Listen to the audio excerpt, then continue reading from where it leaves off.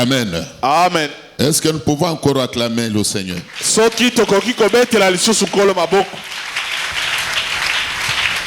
Que l'Éternel vous bénisse. On va nous lire Marc chapitre 12. Du 28e au 30e verset. Même vous qui n'avez pas de Bible, il est vrai que vous avez tort. Car un bon chrétien doit avoir sa Bible. Et surtout quand il vient à l'église, il doit se munir de sa Bible. Pour qu'à chaque fois qu'on donne un verset biblique, il puisse le lire aussi dans sa propre Bible. J'ai toujours été étonné de constater que beaucoup de chrétiens ne veulent pas disposer de leur Bible. Il y a des gens qui se font passer pour des chrétiens, mais qui ne trouvent pas l'importance d'avoir une Bible. Ils ont néanmoins des téléphones qui coûtent cher. Ils ont même des habits qui coûtent cher. Mais la Bible qui coûte moins cher, ils ne l'ont pas. La Bible coûte très moins cher. Je crois que c'est cette année que j'avais offert quelques Bibles à quelques membres de l'église. Du moins à ceux qui s'étaient manifestés. Mais ça m'étonne toujours. Tu t'appelles chrétien, mais tu ne trouves pas l'importance d'avoir une Bible. Mais si tu n'attaches pas l'importance à la Bible, comment tu peux même dire que tu as besoin ou tu as le temps même de lire la Bible?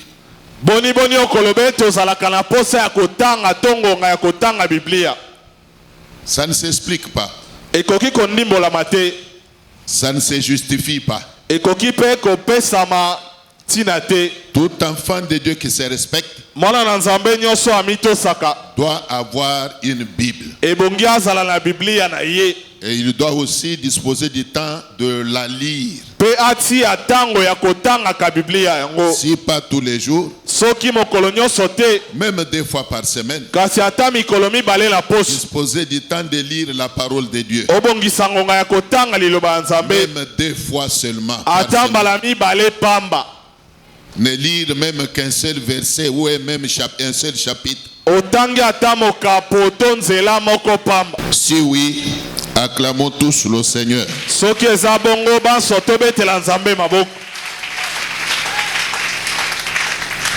Tenons-nous debout pendant qu'on va nous lire Marc 12. Du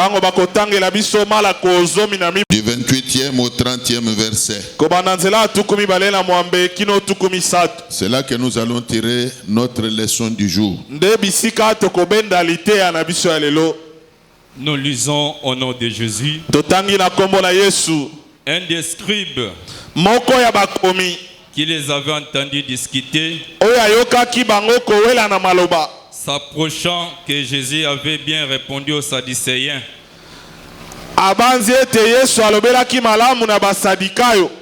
S'approchant et lui demanda quel est le premier de tous les commandements. Jésus répondit, voici le premier. Écoute, Israël, le Seigneur, notre Dieu, est l'unique Seigneur. Et tu aimeras le Seigneur, ton Dieu, de tout ton cœur, de toute ton âme, de toute ta pensée et de toute ta force. Amen. Amen. Nous voulons parler d'une chose qui est à mon avis beaucoup plus importante dans la vie chrétienne de chaque disciple de Jésus. Nous voulons parler de l'amour envers Dieu. Et c'est très important, je le répète. Nous voulons parler de l'amour envers Dieu. Je me souviens une fois, Jésus a posé une question, je crois, à Pierre, cherchant à savoir si Pierre l'aimait. Il lui a posé cette question qui était toute simple. Il dit, Pierre, m'aimes-tu? Donc nous voyons là que Jésus voulait savoir si Pierre l'aimait. Mais Pierre était de la même nature que nous aujourd'hui. Il était disciple de Jésus comme toi. Alors de la même manière que Jésus lui avait posé cette question, aujourd'hui il te la pose à toi. Il veut savoir si tu l'aimes. Dieu qui sonde les cœurs et les reins a toujours cherché à vérifier, à s'assurer si ceux qui prétendent être les siens l'aiment.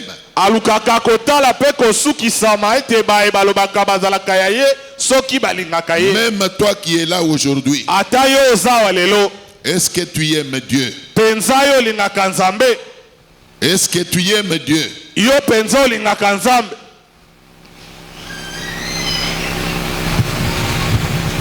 Quel degré d'amour as-tu envers ton Créateur?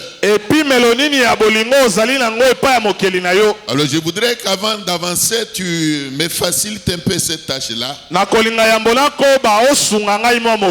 demander à ta voisine, à ton voisin là, est-ce qu'il aime Dieu? Pose-lui cette question-là. Demande-lui s'il aime Dieu.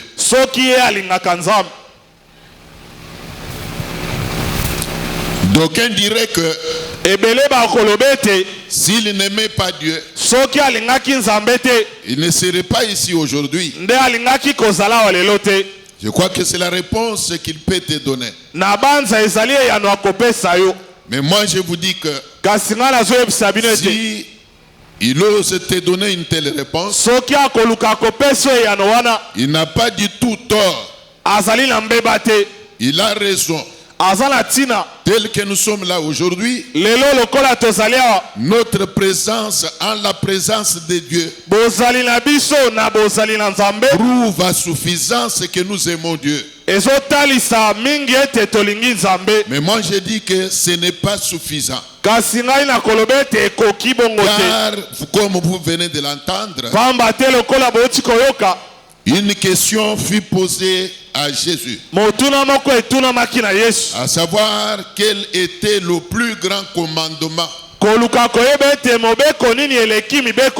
était le plus grand commandement d'entre les commandements de Dieu? Et la réponse que Jésus avait donnée à ce scribe là était, comme vous l'avez entendu, il dit, tu aimeras l'Éternel ton Dieu. Tu aimeras l'Éternel ton Créateur. Tu l'aimeras de tout ton cœur. Tu l'aimeras de toute ta force. Tu l'aimeras de toute ton âme. Alors quand la Bible parle d'aimer Dieu de tout son cœur, ça fait voir qu'il y a une autre dimension d'amour. Il y a un autre degré d'amour. Même dans la relation humaine, entre deux conjoints,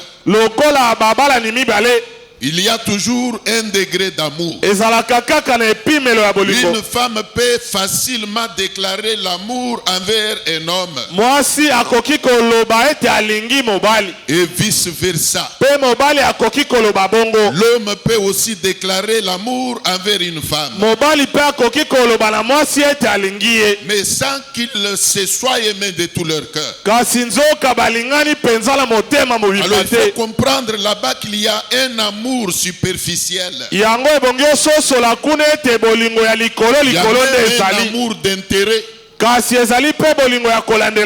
un amour qui n'est pas profond. Il y a un amour conditionnel. Il y a un amour d'intérêt, comme je le disais. C'est vrai que tout est amour. Mais tout amour ne se ressemble pas. Tout amour ne se ressemble pas. Si même dans beaucoup de foyers, il y a aujourd'hui beaucoup de problèmes, c'est à cause du fait que il n'y a pas eu un amour sincère entre les conjoints. Il n'y a pas eu un amour sincère même entre les amis qui prétendent s'aimer beaucoup là. Il peut toujours arriver qu'il n'y ait pas un amour sincère. Quand il n'y a pas l'amour sincère entre les amis, vous allez constater que leur amour sera superficiel et aussi éphémère. Un amour éphémère, c'est celui qui finit par se diluer. Un amour qui se dilue.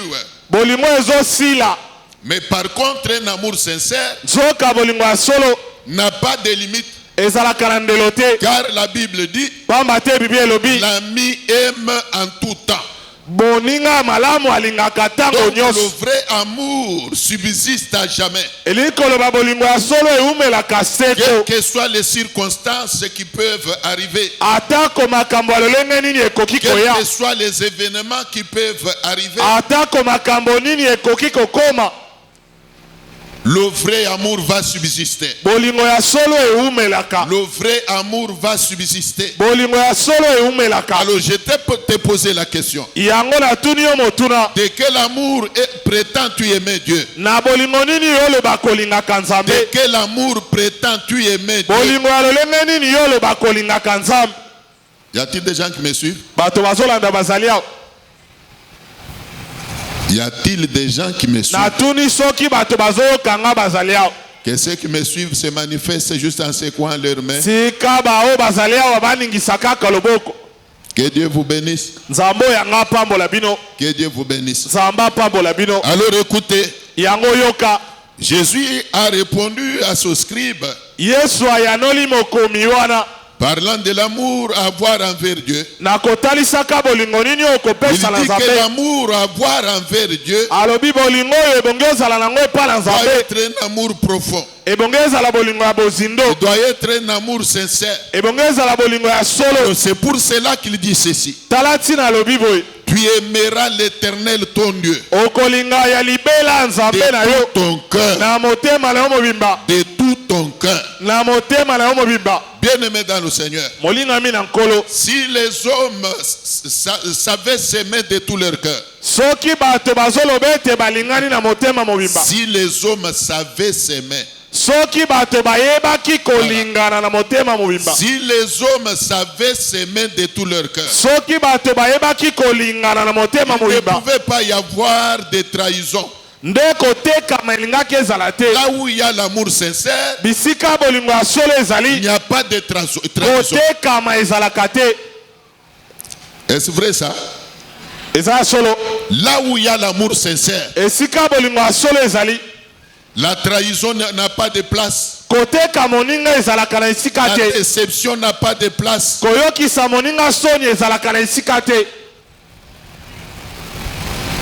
Même entre conjoints, S'il y a l'amour sincère,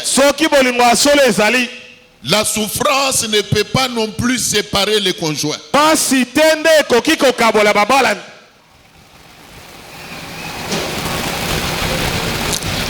Même si on aime Dieu de tout son cœur, on ne peut pas non plus abandonner Dieu à cause des difficultés.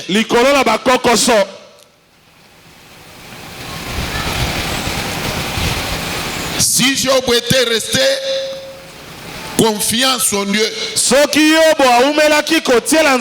c'est puisqu'il aimait Dieu.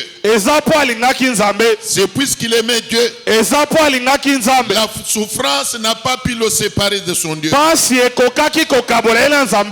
Puisqu'il aimait Dieu.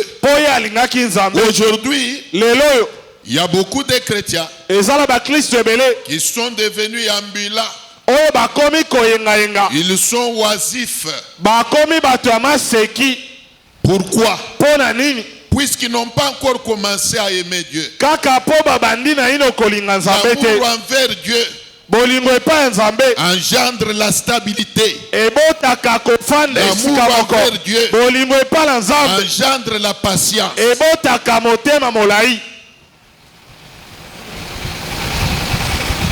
L'amour envers Dieu crée un attachement inconditionnel.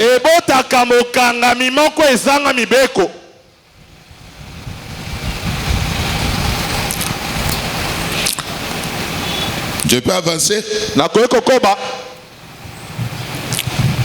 Acclamez le Seigneur.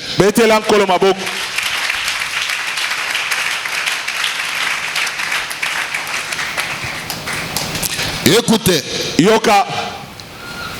Jésus a dit à cet homme, tu aimeras l'Éternel ton Dieu de tout ton cœur, de toute ta force. La petite expérience que j'ai en la matière me fait croire que si on n'aime pas Dieu de tout son cœur, on ne peut pas non plus demeurer attaché à Dieu. On va finir par faire naufrage par rapport à la foi. On ne pourra pas non plus demeurer attaché à Dieu le plus longtemps possible. C'est là que je dis que l'amour sincère envers Dieu engendre même la stabilité chrétienne. La stabilité. Mais si aujourd'hui beaucoup de chrétiens sont vagabonds, ça me pousse un peu à me demander s'ils ont déjà compris qu'est-ce que c'est que appartenir à Dieu. Acclamez la parole de Dieu. Qu'on nous lise Proverbe 8, 17e verset. Proverbe 8, 17e. J'aime ceux qui m'aiment, et ceux qui me cherchent me trouvent. Amen. Là, c'est Dieu qui parle. Comme vous l'avez entendu là, Dieu lui-même dit qu'il n'aime que ceux qui l'aiment. Vous avez toujours besoin de l'aide de Dieu. Mais demandez-vous, comment Dieu peut-il vous apporter cette aide-là quand il n'a pas encore commencé à vous aimer? Vous savez, quand la femme cananéenne est venue auprès du Seigneur, solliciter son intervention pour la guérison de son enfant, Jésus lui a dit, il n'est pas bon de prendre les pains des enfants pour les jeter aux petits chiens. Donc il trouvait que cette femme-là ne méritait pas l'aide de Dieu. Alors il faut comprendre que quand on aime Dieu,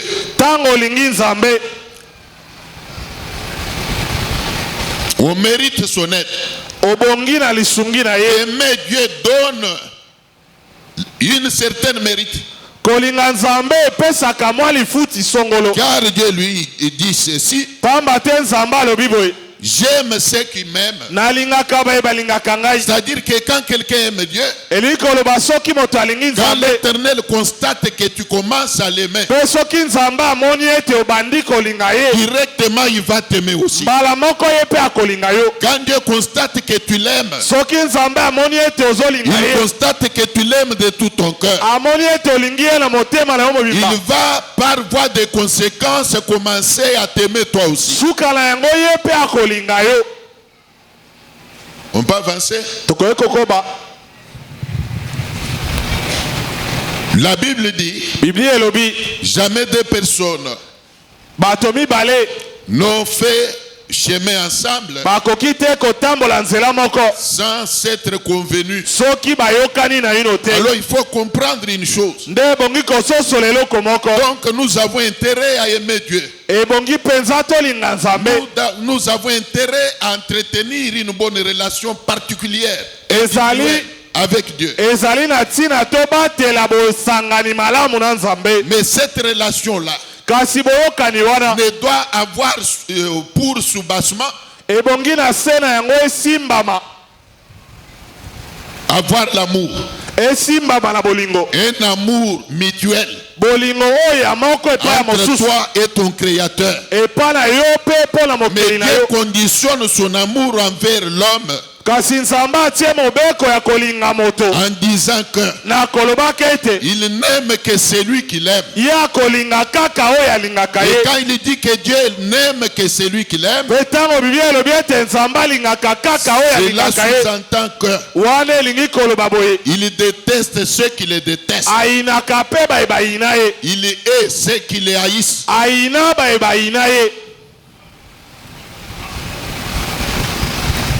Vous voulez que Dieu vous aime? Commencez vous-même par l'aimer. Commencez par réserver une place à Dieu dans votre cœur. Laisse l'Éternel régner dans ta vie. Laisse l'Éternel prendre le devant même de ta vie. Il faut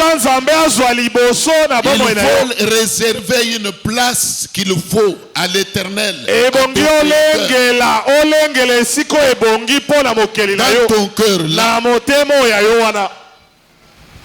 Et par conséquent, l'Éternel va t'aimer. L'Éternel va t'aimer. Et si l'Éternel commence à t'aimer, il va devenir ennemi de tes ennemis. Il va maudire quiconque te maudira. Si l'Éternel commence à t'aimer, quand tu te mettras à l'invoquer, il dira: mais voici, que veux-tu que je fasse? Comme Jésus l'avait demandé à Bartimée. Que veux-tu que je fasse?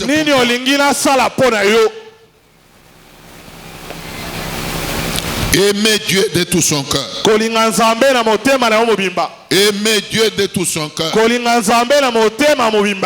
Je parle bien, je pèse bien mes mots. Aimer Dieu de tout son cœur et non superficiellement. Il y a beaucoup de chrétiens qui prétendent aimer Dieu. Et quand vous regardez leur manière de marcher avec Dieu, il y a lieu de constater directement que l'amour qu'ils ont envers Dieu pas du tout un amour sincère. C'est plutôt un amour superficiel. Un amour superficiel. Il y en a même qui prétendent aimer Dieu, mais d'un amour conditionnel. Il y en a même qui aiment Dieu d'un amour circonstanciel.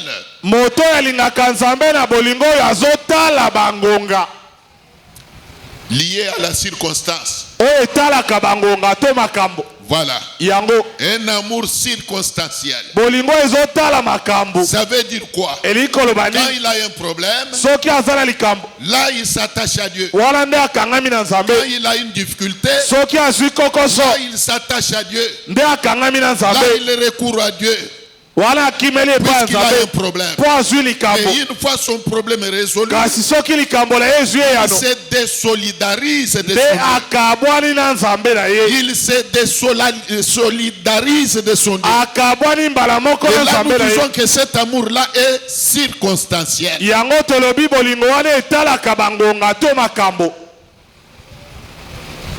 Mais si nous voulons que tous nous commencions à aimer Dieu d'un amour sincère, nous voulons amener tout le monde à aimer Dieu de tout son cœur. Est-ce qu'il y a des enfants de Dieu ici? Est-ce qu'il y a des gens qui se réjouissent de son message? S'ils sont là, qu'ils acclament la parole de Dieu.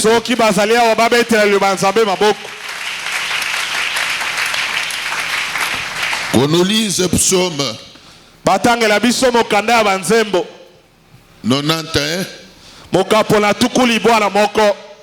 du 14e au 16e verset. C'est le dernier passage pour aujourd'hui.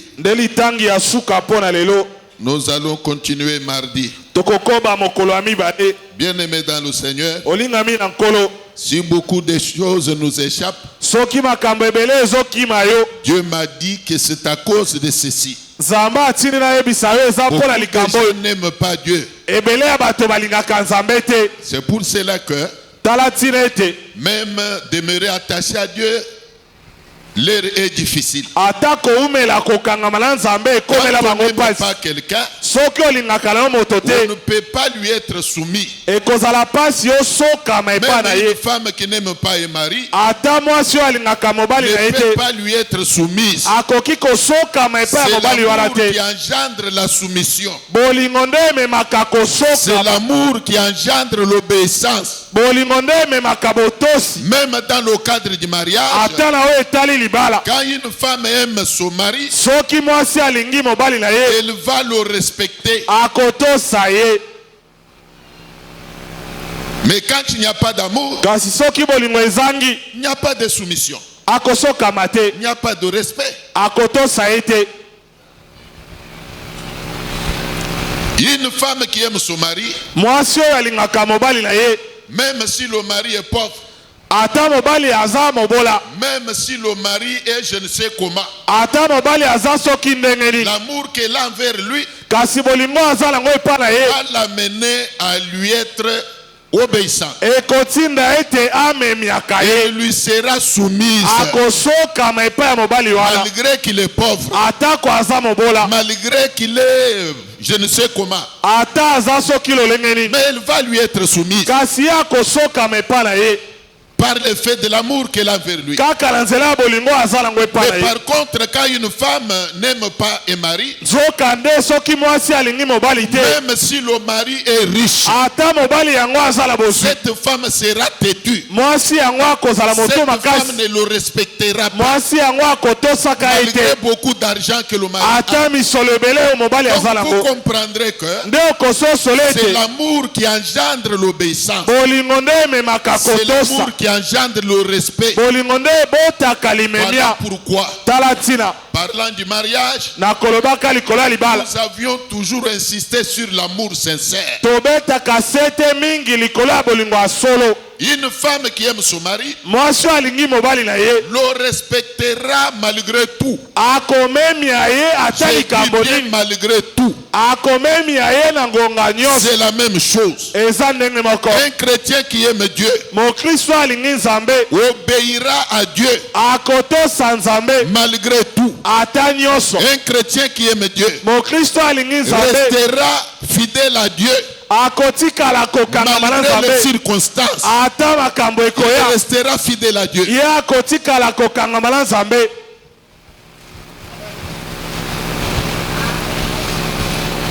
Mais quand on n'aime pas Dieu, on peut lui être obéissant. On peut lui être obéissant. Mais quand le vent vient, quand la tempête vient, on se noie.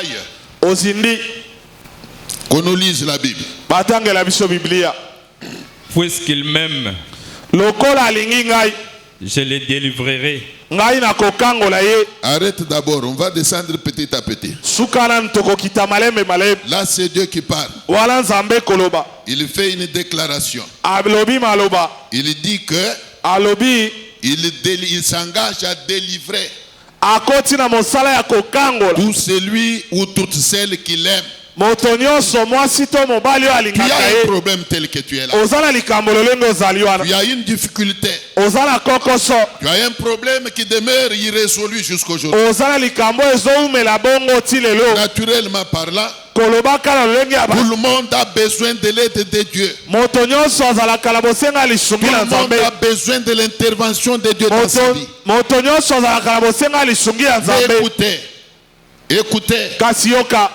Quel avantage celui qui aime Dieu a.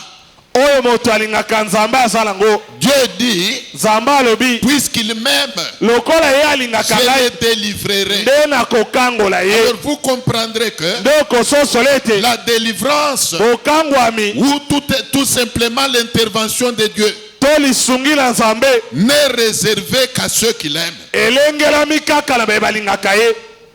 Amen. Nous nous plaignons beaucoup là, disant que nous avons prié. Ça fait longtemps que nous invoquons Dieu. Il ne nous vient pas en aide. Il ne nous exauce pas. Et si la Bible révèle une chose, l'Éternel ne délivre que ceux qui l'aiment. Il dit, puisqu'il m'aime, je les délivrerai. Mais qui d'entre nous n'a pas besoin de l'intervention de Dieu? Qui n'a pas besoin de l'intervention de Dieu? Ici la Bible dit que l'Éternel n'intervient que dans la vie de celui ou de celle qu'il aime. Continue, frère. Je les protégerai. Encore un avantage. Y a-t-il des gens qui me suivent? Y a-t-il des gens qui me suivent? Est-ce qu'il y a des gens qui comprennent ce message? Qui m'amène soutenu. Appuyez cela par les acclamations.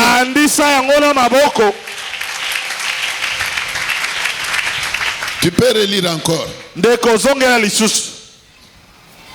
Je les protégerai. Écoutez. Dieu dit à ceux qui l'aiment, il dit, je les protégerai.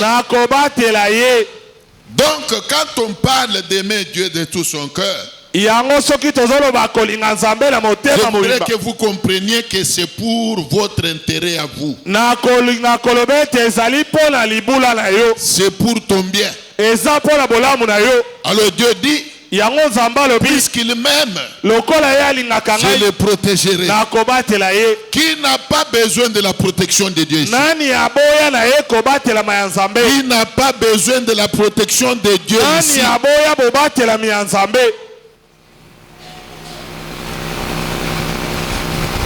sur cette terre qui est pleine des hommes démons,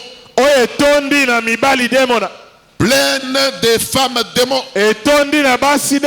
Jésus lui-même a dit que je vous envoie comme des brebis au milieu des loups. Nous vivons dans un environnement où c'est plein de rancuniers. Mais comment ne pouvez-vous pas avoir besoin de l'intervention de Dieu?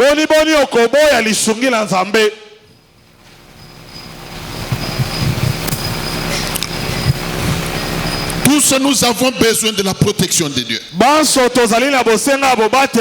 Dieu dit, c'est lui qui l'aime, il va le protéger. Il va le protéger.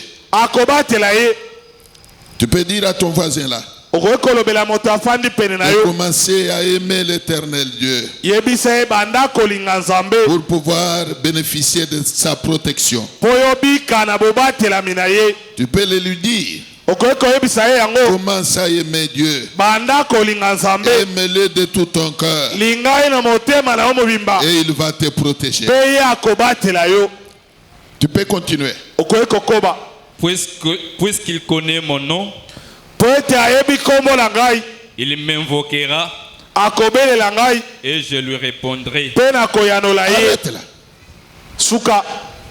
Il dit encore là, il y a quelque chose que la Bible révèle là. La Bible dit qu'il m'invoquera. Il là c'est qui? C'est lui qui aime Dieu. C'est lui qui aime Dieu. Dieu dit, quand il va m'invoquer, je lui répondrai. Je l'exaucerai. Qui d'entre nous aujourd'hui peut dire qu'il n'a pas besoin de la réponse de Dieu? Qui peut dire qu'il n'a pas besoin de la réponse de Dieu? Vous êtes là? Sommes-nous ensemble? Est-ce que vous êtes là? Alors je vous pose cette question. Qui peut dire qu'il n'a pas besoin de la réponse de Dieu? Vous savez, souvent quand nous prions, l'Éternel répondre à notre prière, nous sommes toujours pleins. Nous sommes toujours pleins. Voilà. Nous nous plaignons beaucoup. Surtout quand quelqu'un fait un jeûne même de 2 jours, 3 jours. Si après son jeûne reste égal à avant son jeûne, souvent nous nous plaignons. Nous avons prié. Il n'a pas exaucé. Nous l'avons invoqué. Il n'a pas agi. Mais il y a une condition ici. Dieu dit, c'est lui qui l'aime. Quand il va l'invoquer, il va l'exaucer. Tu peux chuter maintenant jusqu'au 16e verset. Je serai avec lui dans la détresse. Je le délivrerai et je le glorifierai. Je les rassasierai de longs jours. Arrête là, frère. C'est par là que nous allons chuter. Il y a des éléments, des promesses que je voudrais ressortir de ce verset là. Écoutez bien l'église. Écoutez bien mes amis. Il y a des éléments là. Dieu dit à celui qui l'aime, il promet qu'il sera avec lui même au moment de la détresse, même dans la détresse. C'est ainsi que, évoquant par exemple le cas de Shadrach, Meshach, Abednego, qui étaient eux aussi fidèles à l'Éternel. C'est un exemple que je donne. Quand ils furent jetés dans la fournaise ardente, ils étaient à 3. Mais la Bible dit, un quatrième les avait rejoints. Un quatrième les avait rejoints dans le feu. Dans le feu. Alors vous comprendrez que dans leur détresse, l'Éternel ne les avait pas abandonnés. Dieu était toujours avec eux. Même Daniel, quand il fut jeté dans la fosse au lion, lui-même dit ceci: mon Dieu a envoyé son ange. Mais demandez-vous, l'ange là était envoyé où? L'ange était envoyé dans la fosse au lion avec pour mission d'empêcher au lion d'inquiéter Daniel. Le quatrième qui avait rejoint les Shadrach dans le feu avait pour mission d'empêcher au feu de brûler ces 3 hommes. C'est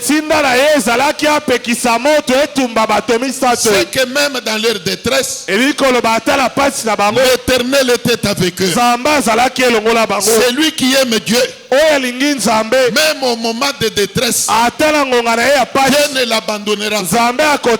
Dieu sera toujours avec lui. Bien-aimé dans le Seigneur, c'est quand l'Éternel est avec vous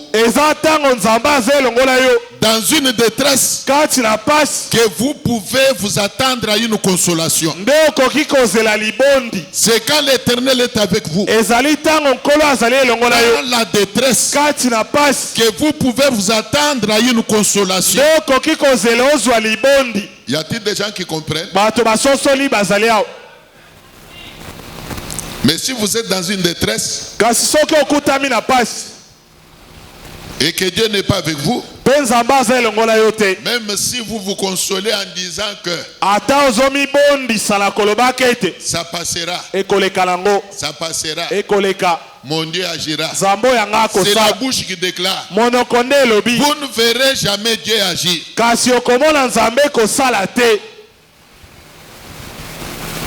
Vous voulez que Dieu agisse dans votre détresse?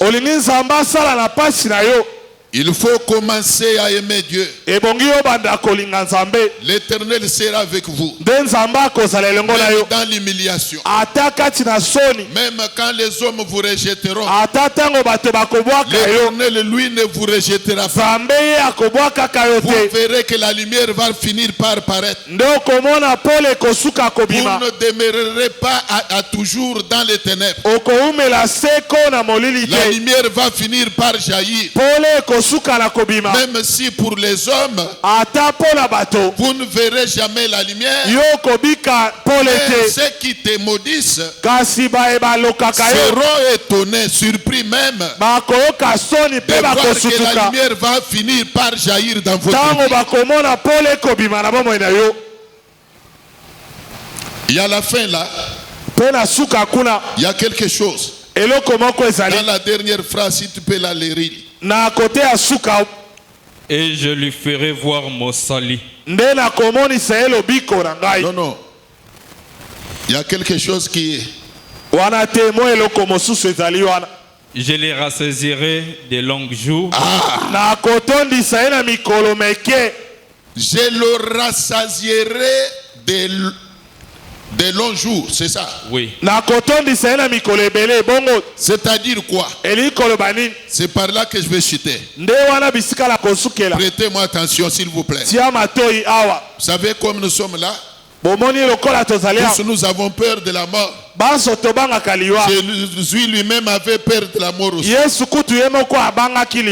tous nous n'aimons pas la mort. Mais je voudrais vous dire une chose. C'est Dieu qui donne vie. C'est Dieu qui donne vie. C'est Dieu qui donne vie. Et si pour Dieu, tu dois vivre le plus longtemps possible.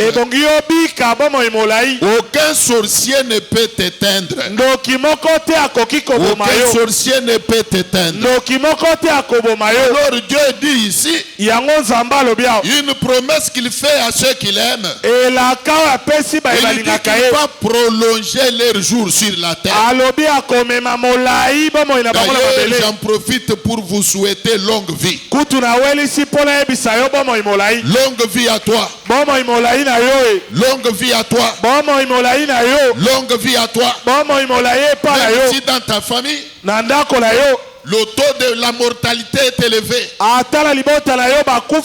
Puisque c'est l'Éternel qui donne la vie. Au nom de l'Éternel, je te souhaite longue vie.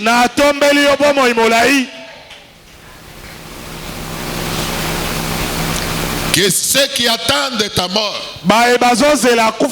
soient déçus. Qu'ils soient déçus. Qu'ils soient confus. Ceux qui attendent la nouvelle de ton décès.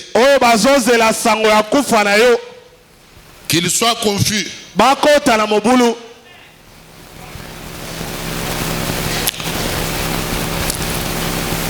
Apprenons à aimer Dieu. Donnons nos cœurs à l'Éternel. C'est le plus grand commandement. C'est le plus grand secret même d'une relation excellente avec son Créateur. Ouvre ton cœur à ton Dieu. Laisse l'Éternel régner dans ton cœur.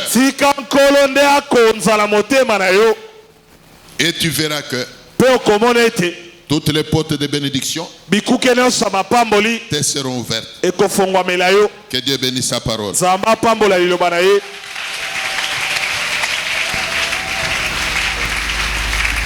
Vous savez que nous avons déjà entamé la marche vers la fin de l'année. Une période au cours de laquelle le diable a toujours troublé des vies humaines. Nous devons nous aussi veiller dans la prière. Alors, nous allons commencer par invoquer l'Éternel. Tu vas demander à ton Créateur de s'élever dans ta vie. Tu as toujours fait. Ceux qui te font la guerre n'ont pas pitié de toi. Quand je vois nous parler de Dieu tous ces derniers temps, il y a tout lieu, il y a toute nécessité que nous nous adonnions à la prière. Si l'ennemi n'a pas désarmé, là aussi tu ne peux pas te lasser ou abandonner, cesser, arrêter de prier. J'ai demandé que chacun demande à Dieu de s'élever dans sa vie.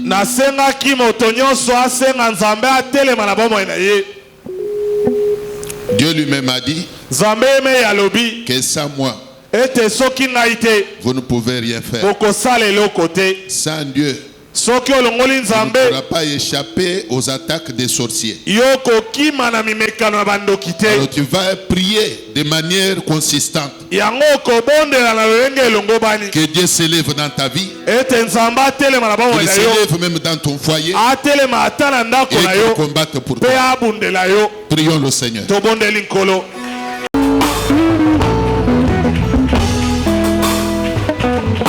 Natalela Zamba Bilembo Otambola na Israela Na motuli kozi na moto Babaganda Zamba Bilembo Zamba Bilembo Zamba Bilembo Yonde Zamba Ilanga Zamba Bilembo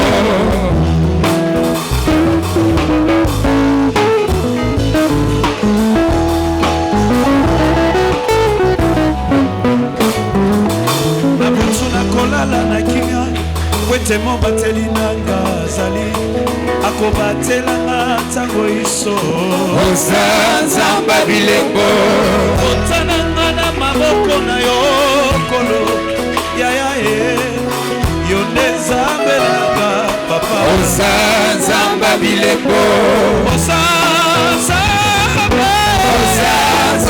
bilembo yo nde nzambe Ozanzamba bilembo Ozanzamba bilembo Jingima Moloma Yesu Wakamona kujibuyo nani Chibelu chifunaji Kujile jingwa jenda Bena mezi bakajo Bakula manana shamolo Nikamwenya wako musawi Henda muchikala wa mwajibela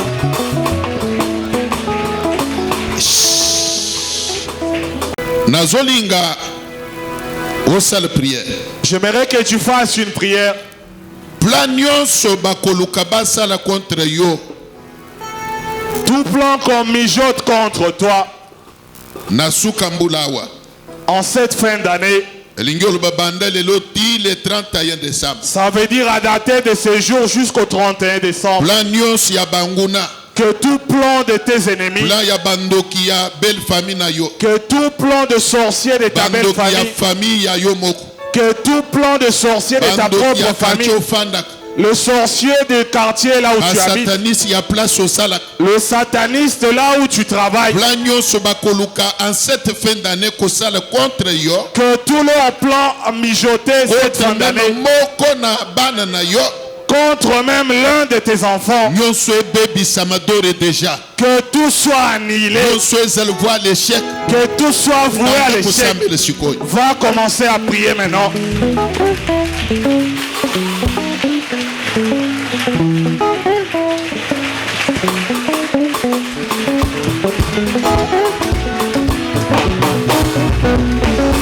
Osana, Osana, Osana, Osana, Osana, Papa, Osana, Osana, Osana, Papa, Osana, Osana, Osana, Papa, Osana, Osana,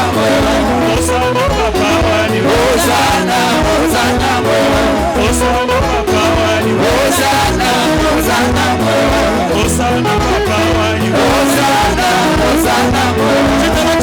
Osana, Osana, Osana, Papa,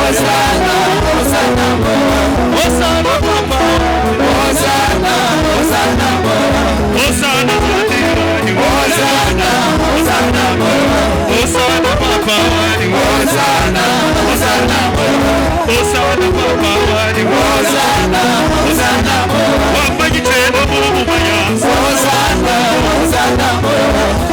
Osana, Osana,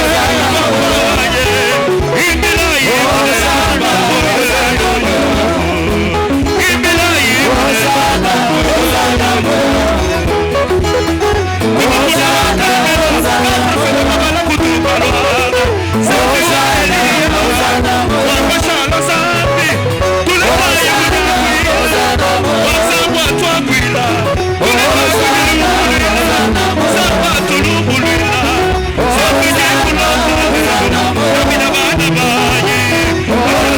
Osana,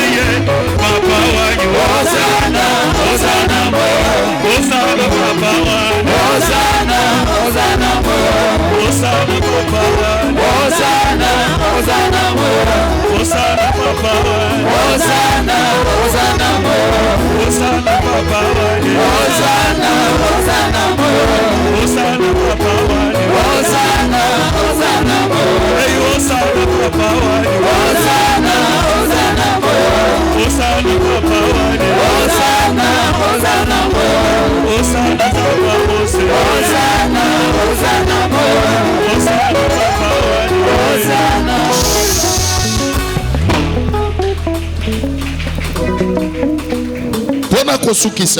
Pour conclure,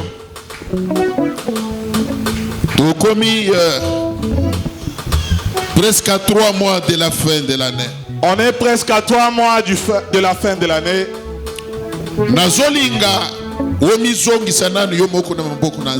J'aimerais que tu te remettes toi seul entre les mains de Dieu. Toute ta famille entre les mains du Seigneur. Que tu remettes toutes tes entreprises et ton travail entre les mains du Seigneur. J'ai dit toujours, s'il y a ceux-là qui combattent, il y a celui qui le combattent aussi. Dis à Dieu, oh papa, comme tu as bien commencé avec moi cette année, finis-en avec moi également. Que l'ennemi ne passe pas au travers de moi. Que l'ennemi ne puisse pas entrer dans ma maison. Que l'ennemi ne puisse pas me vaincre. Protège-moi. Protège mes enfants. Protège mon mari. Protège ma femme. Protège tout ce que tu m'as donné. Jusqu'à la fin de l'année. Que ta protection puisse descendre sur moi. Vas-y.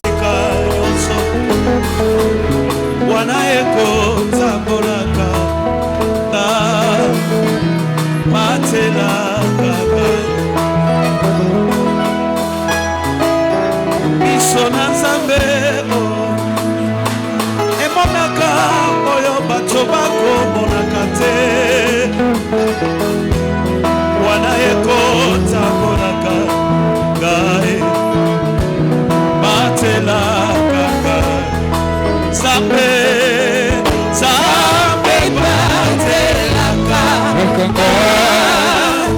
sango nyonso bisika nyonso wana ekotambolaka batelaka Nzambe batelaka Nzambe batelaka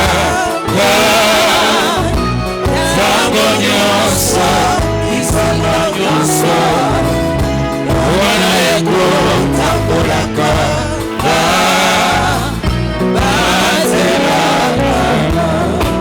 Atana pasi ataminyoko engaye nakosi base komona Yesu